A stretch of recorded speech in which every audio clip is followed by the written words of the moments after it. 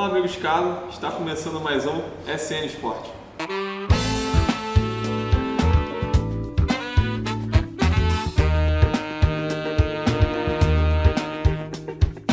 E no programa de hoje, queria dar umas boas-vindas para essa bancada maravilhosa aqui mais uma vez. Diogo, o cara dos palpites. Léo Humeles de volta aí na nossa bancada aí, com todo sorridente. O tricolor dele ganhou do Atlético Mineiro, tá feliz da vida. Chorado, hein? Chorado. Diogo, suas boas-vindas pessoal de casa.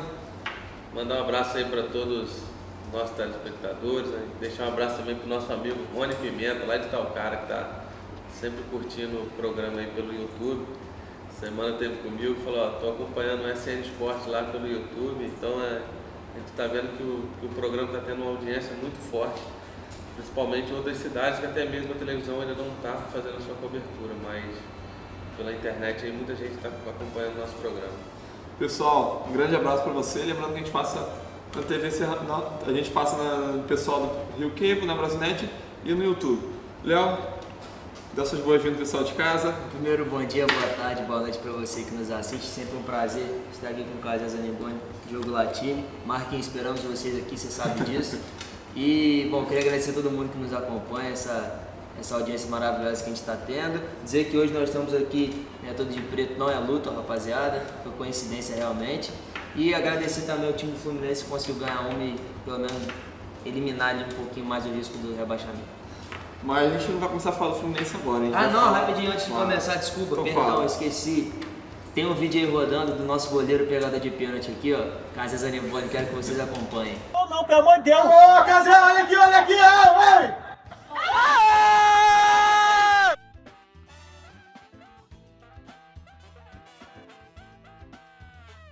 Vamos começar a falar de futebol. O Vasco, que no último final de semana perdeu para o Sport, pessoal, Léo. Confronto direto, Vasco Sport brigando ali pela zona de rebaixamento. O Sport ganhou de 1-0. O que você... 2-0? 2-1. Obrigado. O que essa derrota pode impactar na vida do Vasco nesse confronto direto? Olha, eu tinha apostado na vitória do Sport porque o Sport acabou de trocar treinador, contratou o Milton Mendes, que tem também uma história com o Vasco, teve uma história com o Vasco.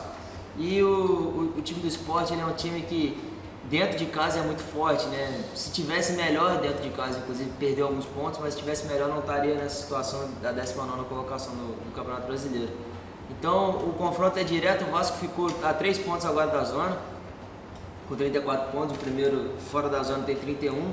Então o Vasco ele está numa situação meio complicada, que a torcida está cobrando demais. O Ramon deu uma entrevista dizendo que os salários estavam atrasados, aí agora o presidente conseguiu pagar a parte dos salários, então ele deu uma nova entrevista dizendo que o presidente está fazendo tudo o possível para solucionar esses problemas, mas principalmente acho que o problema do Vasco é a cobrança e a pressão que está se gerando, porque você não vai esperar que o Vasco ganhe o jogo fora de casa contra o Sport, é muito complicado. É óbvio que tem que ganhar, tem que entrar para jogar para cima, mas é natural imaginar uma derrota. E aí a torcida recebe o time dizendo que futebol é esse que está jogando, Galhardo, criticando o Galhardo, dizendo que o Maxi Lopes não merece os jogadores que tem jogado do lado dele. Então são críticas importantes, são críticas que mexem com o psicológico dos jogadores. E agora o Vasco tem um desafio muito complicado contra o Internacional na próxima rodada. Apesar de ser em São Januário, está jogando com um time que é bom, que é competente, que vem de um empate, que poderia até ter ganhado o jogo com o Santos. O Internacional é o único time que dentro de casa não perdeu no campeonato e vai para um jogo fora de casa em que pode definir em uma bola, e a bola aérea do Internacional é muito forte, o jogo contra o Vasco. Sim. Se faz um gol cedo, mata o plano de jogo do Vasco, a torcida pressionando, vai ser bem complicado para o Vasco sair dessa situação.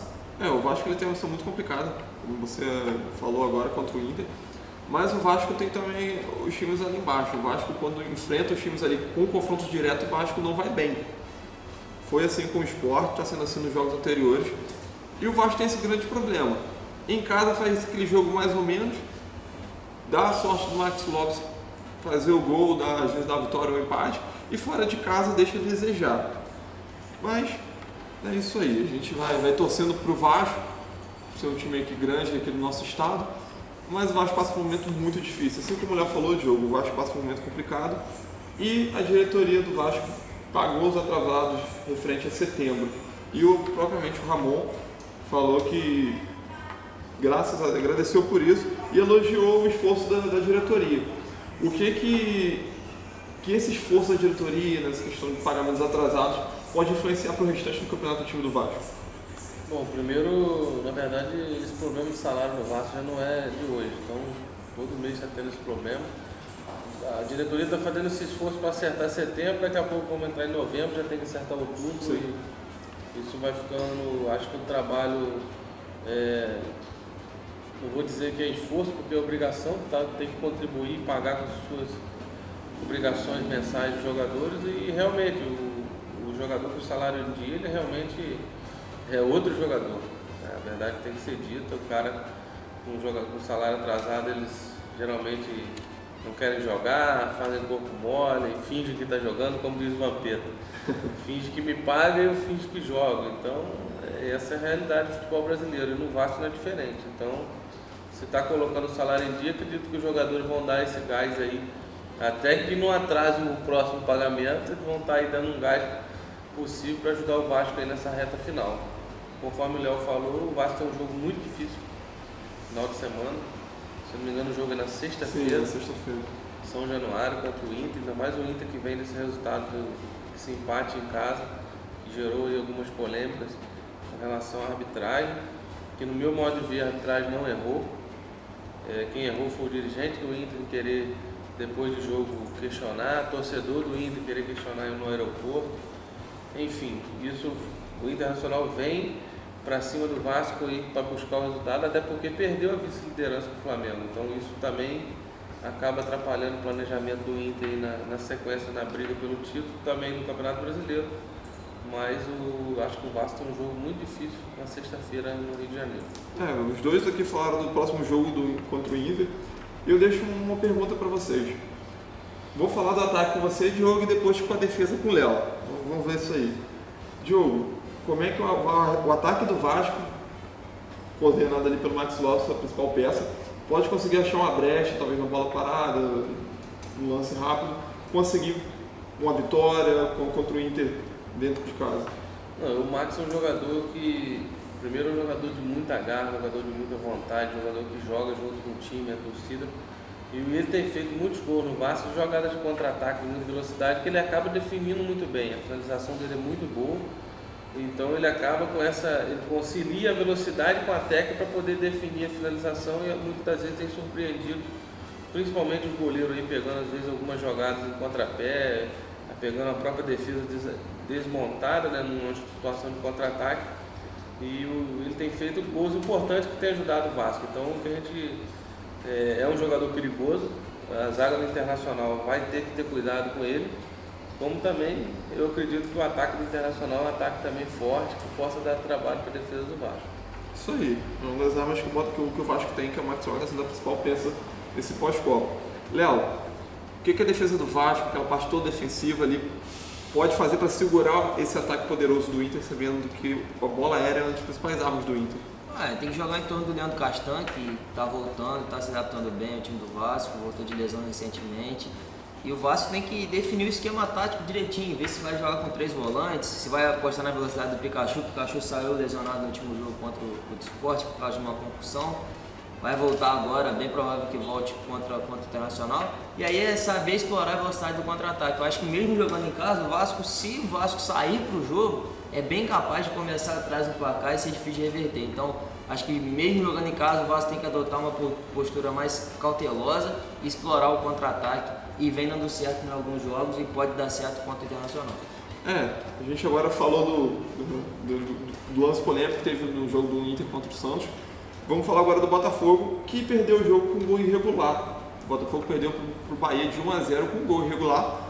Também o Botafogo fez alguns questionamentos à CBF e teve todo esse imbróglio também com a arbitragem.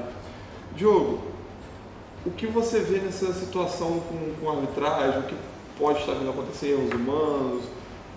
Maldade creio eu que não seja, mas os times estão muito sem paciência com a arbitragem. Bom, primeiro dizer que hoje no Brasil a gente não tem realmente uma arbitragem profissional. Os árbitros não vivem disso aí. Então, o que acontece? Além de ser árbitro, eles conciliam as outras funções dentro do dia a dia. Então, procuram naqueles horários de que sobram, está mantendo seu condicionamento, treinamento, principalmente a parte física, que exige muito de um árbitro hoje de Série A, para ele levar um jogo os 90 minutos, até porque pela intensidade, pela velocidade, a rapidez dos jogos. Então isso faz com que o árbitro tenha que conciliar essa questão do treinamento. O que ao mesmo tempo não é obrigatório que ele fique treinando, mas também se ele não treinar ele não passa no teste físico que dá condição dele apitar os jogos. Então o que a gente tem que analisar é que a arbitragem do Brasil, em geral, é uma arbitragem boa. Você vê que a gente, com todos os problemas que o Sandro Beirahit teve nos últimos campeonatos brasileiros, foi um dos bons árbitros da última Copa do Mundo.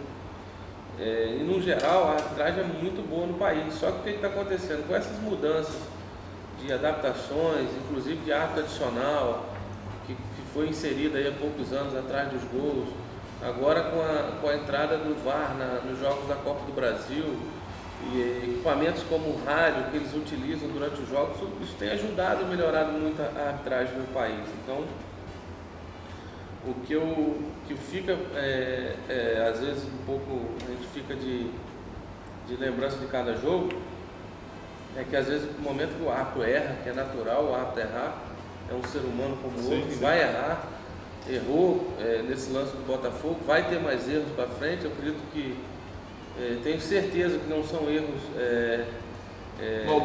maldosos, da forma conforme você expressou, não é. Mas assim, são coisas que a CBF sempre tem procurado aprimorar. Então eu acredito que no jogo do Inter tivemos esse problema do gol anulado do Inter, que na minha opinião foi corretamente. Antes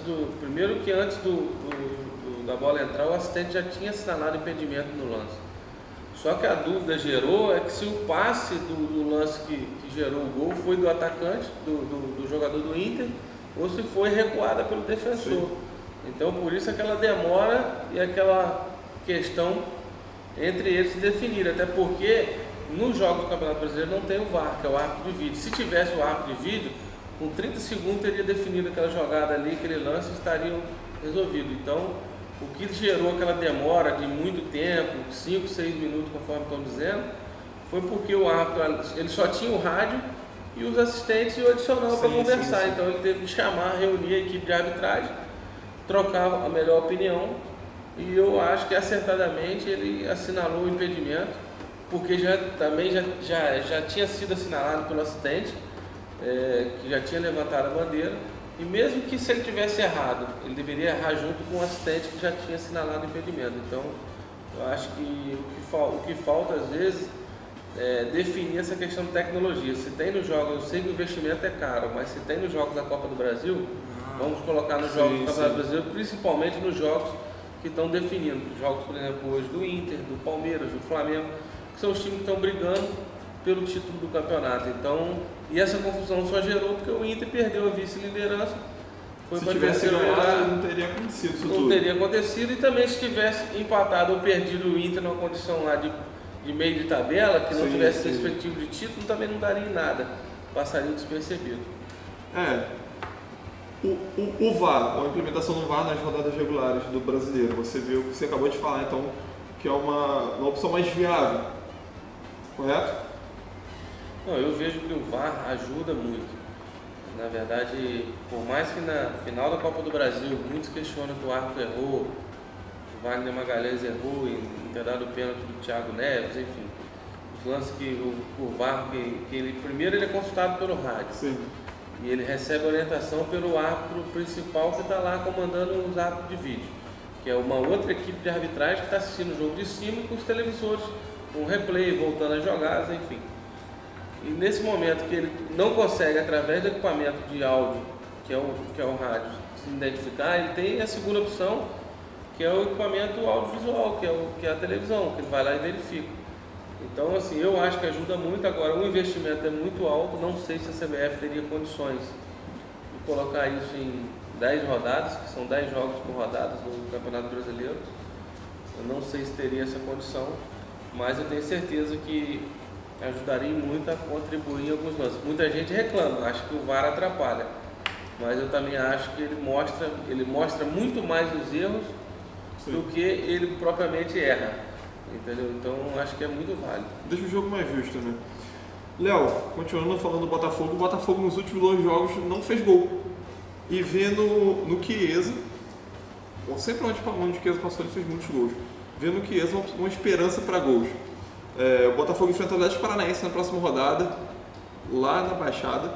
E você acredita que o Chiesa pode ser esse homem gol do Botafogo? Pode ser essa arma que o Botafogo possa conseguir buscar uma vitória no próximo jogo?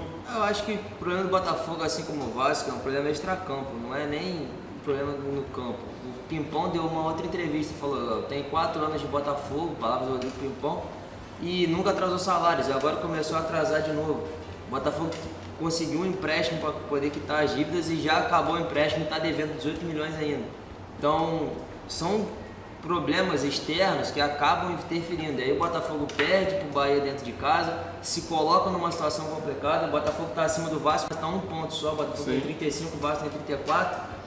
Então está a 4 pontos da zona de rebaixamento.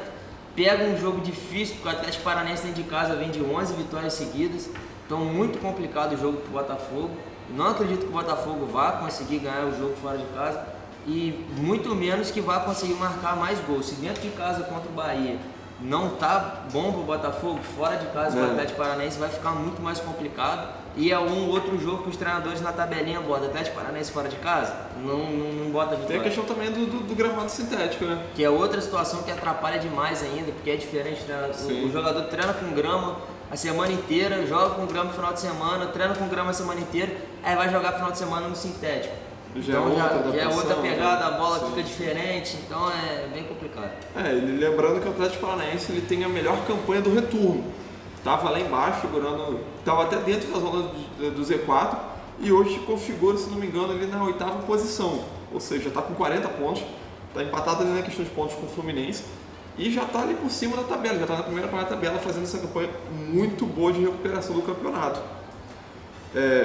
Atlético Paranaense e Botafogo, a gente estava falando agora, Diogo, dá para acreditar na vitória do Botafogo? Acho difícil, acho muito difícil, até porque o Atlético tem um poder de dar um ritmo de jogo, principalmente nos 15 primeiros minutos dentro da Arena da Baixada, muito forte. E ele surpreendeu o Flamengo, surpreendeu outros times do Rio que já estiveram jogando lá. E realmente eu acho muito difícil o Botafogo conseguir um resultado positivo nesse jogo lá. É isso aí. Daqui a pouco a gente volta falando mais um pouco da vitória do Fluminense sobre o Atlético Mineiro e mais uma goleada do Flamengo. Fica aí que a gente já volta.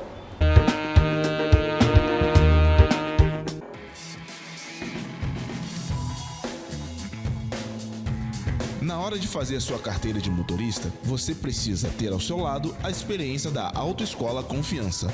Aprenda a dirigir com aulas práticas e teóricas, ministradas por professores capacitados e sintonizados com as leis de trânsito. Bons motoristas saem da Autoescola Confiança.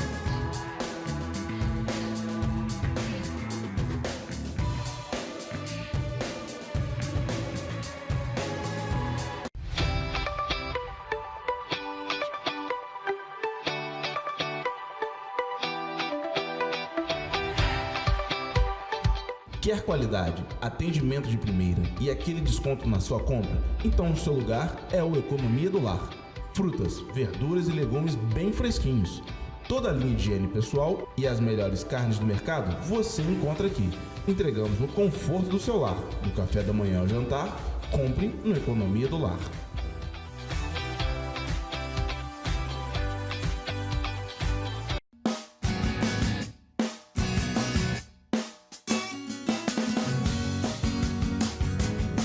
Bateu aquela fome? Venha para o restaurante do Betão. Comida caseira de qualidade você só encontra aqui. Variedade e bom atendimento em um só lugar. Restaurante do Betão. A melhor comida com o melhor preço.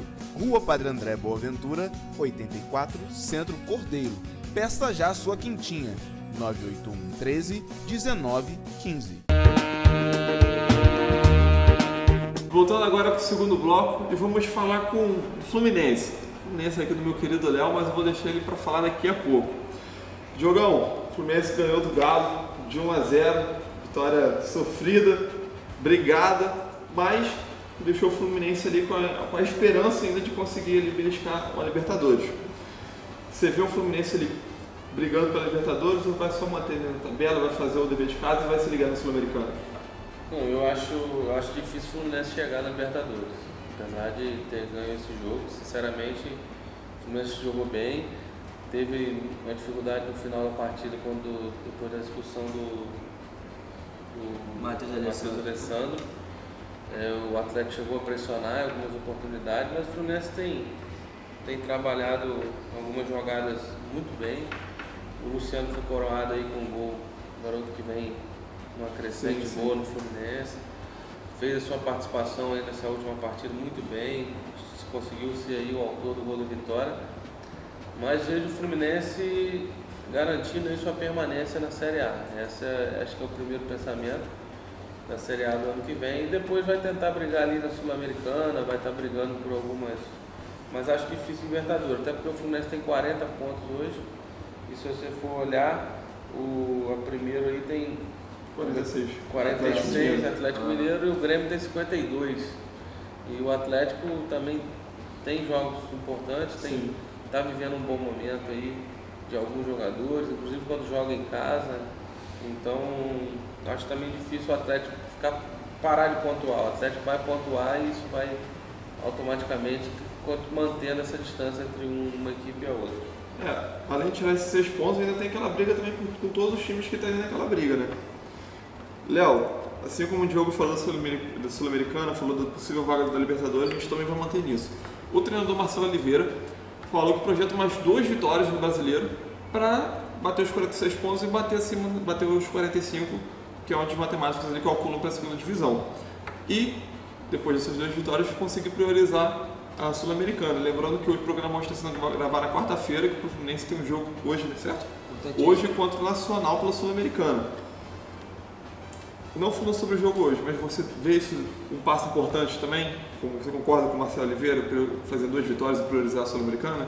Com toda certeza. Os times do Rio são feios. Tirando o time do Flamengo, os times do Rio são feios. Botafogo, Vasco, Fluminense tem que lutar para não cair. Então o Fluminense fazendo 46 pontos dá uma tranquilidade maior. Se ganhar hoje do Nacional em casa, ganhar por uns 2 gols de diferença, pode encaminhar muito bem a classificação. O Nacional vem de alguns problemas conturbados e aí pode inteiramente focar na Sul-Americana e poupar o brasileiro. Porque o Fluminense ganhando mais 2 jogos do Campeonato Brasileiro, elimina qualquer risco. A pontuação para esse ano, para escapar do rebaixamento, vai ser mais baixo do que os 46 pontos. Esse ano, os 46 uma média, né, vai ser menos, deve ser uns 43 pontos, o que é muito baixo. Sim.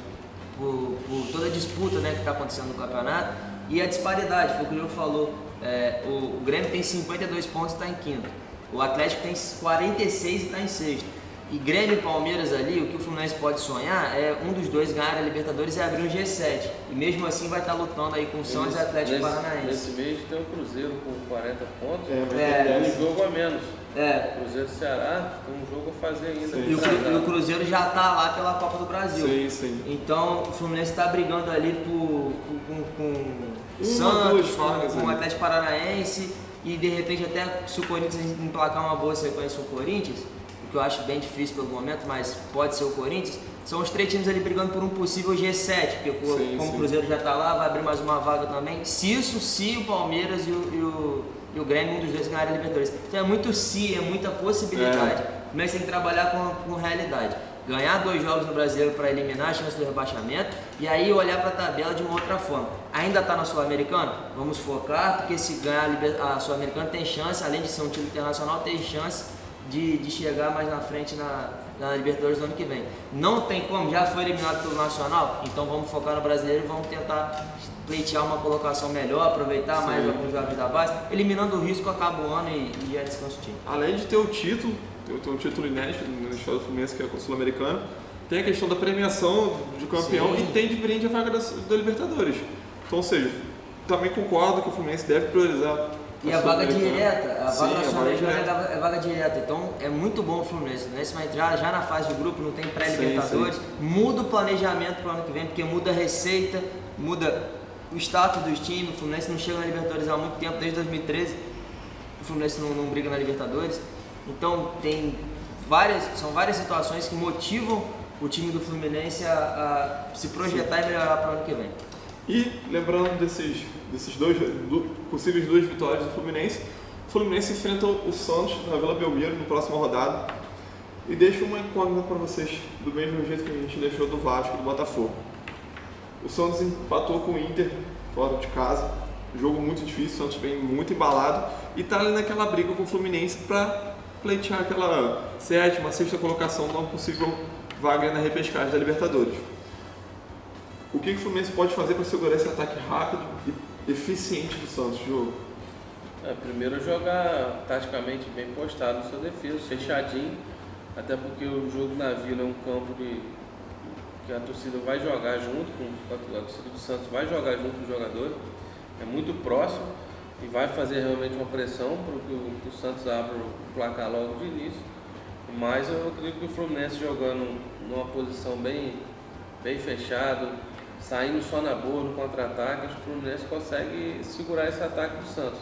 Que por sinal tem, assim, hoje o Santos tem o artilheiro do campeonato, o Gabigol com 15 gols aí, é um dos artilheiros aí, é o artilheiro principal do Campeonato Brasileiro hoje, fez gol na última rodada contra o Inter. Um belo gol, sinal. Então, assim, é importante estar preocupado com esse setor ofensivo do Santos para poder não ser surpreendido. Léo, o Diogo falou um pouco da defesa.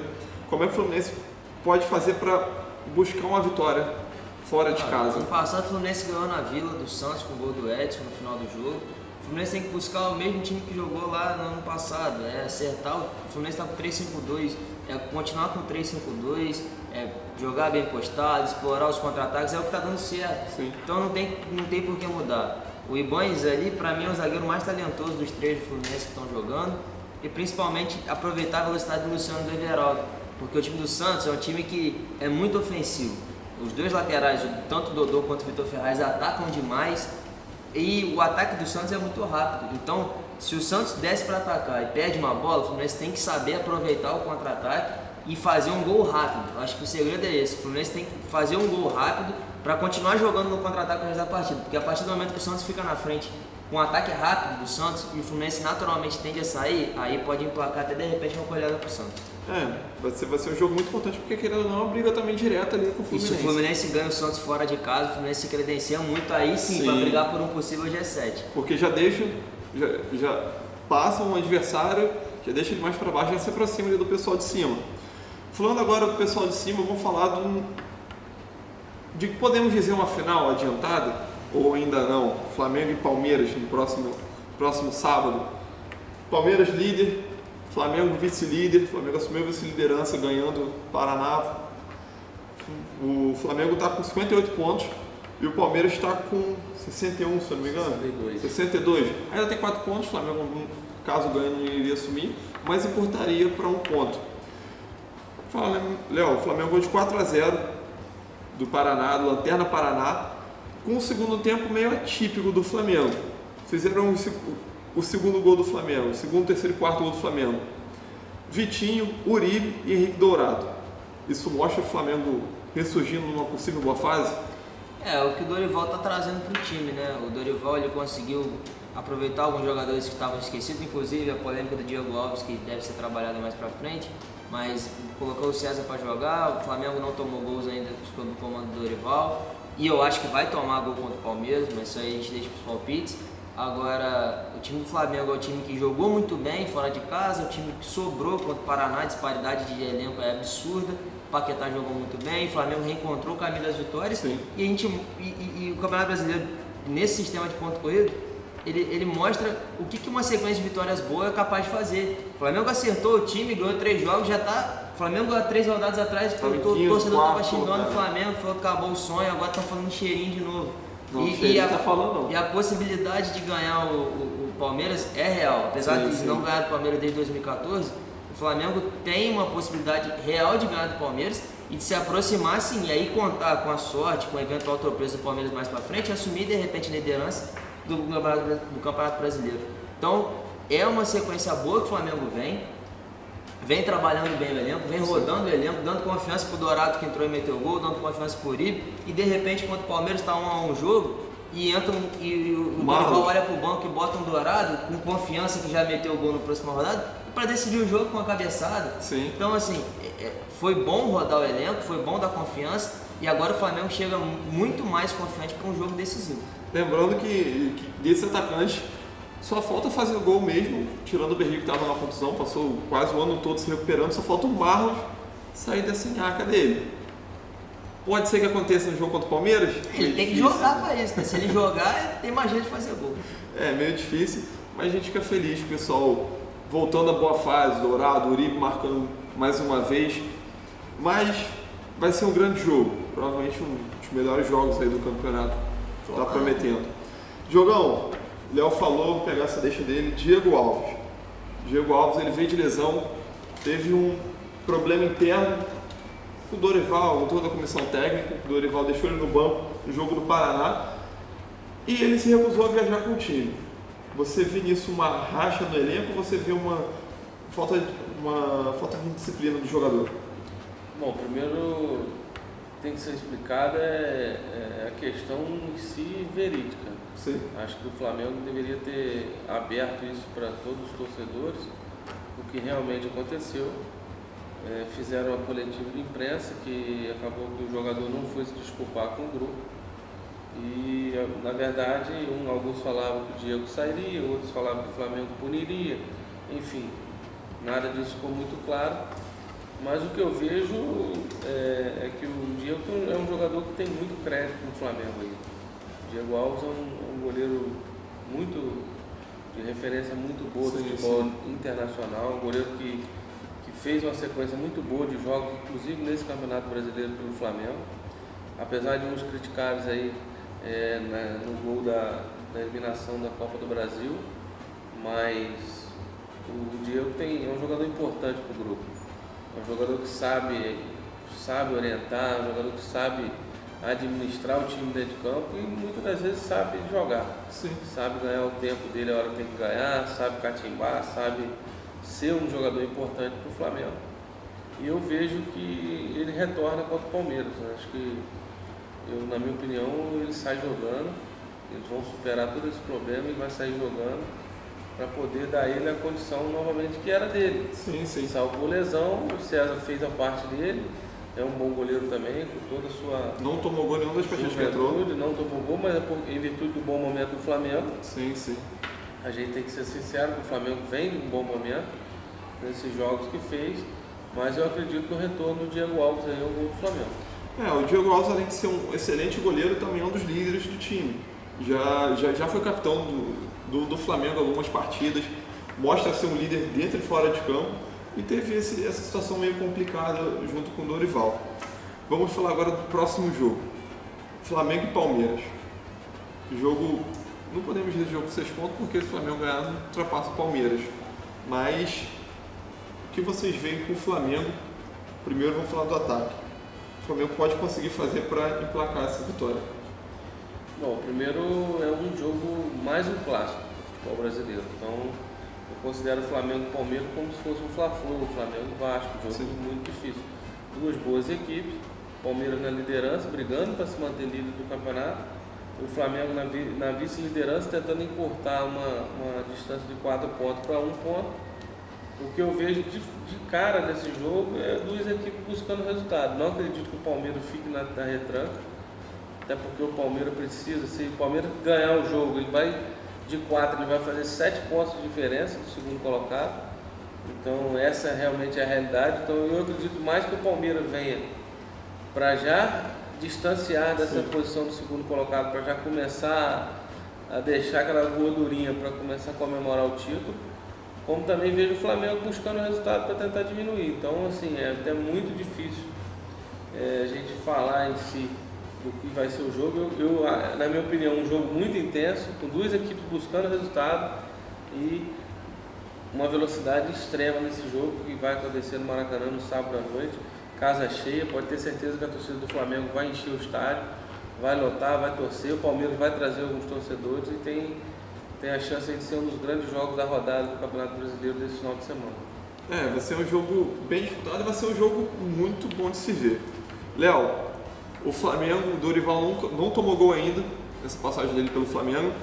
E o Filipão ainda não perdeu com o time do Palmeiras. O que você acha que pode acontecer nesse jogo? O Flamengo tomar o gol e quebrar essa sequência do Dorival ou o Flamengo quebrar essa sequência do Filipão? Rapaz, eu acho que... Difícil, hein? Não, é porque... Deu o nome ele. Deu medo de falar, mas a verdade é que eu acho que vai quebrar as duas sequências. O Flamengo ganhou o jogo 2-1. O Dorival toma gol e o Palmeiras perde pro o Filipão perde pro Palmeiras. Eu acho que quebram as duas sequências. E já estou entregando meu palpite, 2-1 Flamengo. Por incrível que pareça, eu acho que o Flamengo vai conseguir ganhar esse jogo. O Palmeiras tem 4 desfalques que são importantíssimos. Tudo bem que os que vão entrar no lugar deles, né, são jogadores da mesma qualidade ou até melhores que não estão por alguns momentos não estão jogando, né? Vai sair o Lucas Lima, vai entrar o Scarpa, vai sair o Davidson, vai entrar o Borja, então vai entrar o William. Então assim, tem muito elenco o time do Palmeiras para trabalhar, mas eu acredito que o Flamengo vai ser campeão. Vamos ver. Dando um break mais um. O último break, daqui a pouco a gente volta com o terceiro bloco e 4 palpiteiros. Vamos ver se o jogo se mantém nessa liderança ou se ele é um encosta ainda. Voltamos já.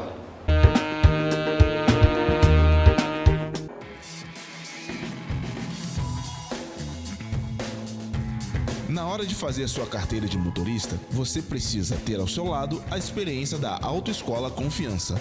Aprenda a dirigir com aulas práticas e teóricas, ministradas por professores capacitados e sintonizados com as leis de trânsito.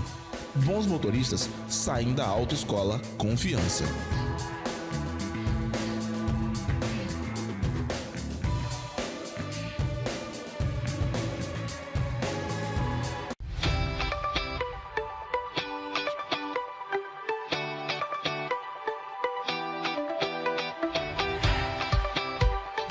Quer qualidade, atendimento de primeira e aquele desconto na sua compra? Então o seu lugar é o Economia do Lar. Frutas, verduras e legumes bem fresquinhos. Toda a linha de higiene pessoal e as melhores carnes do mercado você encontra aqui. Entregamos no conforto do seu lar. Do café da manhã ao jantar, compre no Economia do Lar.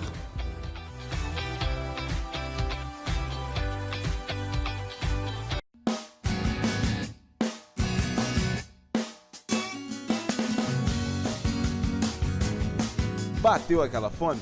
Venha para o restaurante do Betão. Comida caseira de qualidade você só encontra aqui. Variedade e bom atendimento em um só lugar. Restaurante do Betão. A melhor comida com o melhor preço. Rua Padre André Boaventura, 84, Centro Cordeiro. Peça já a sua quintinha. 981 13 19 15. Nesse quadro, como vocês já conhecem, os dois camaradas aqui, eles vão dar os palpites para os próximos jogos dos times carioca e vamos ver quem tem o melhor chute.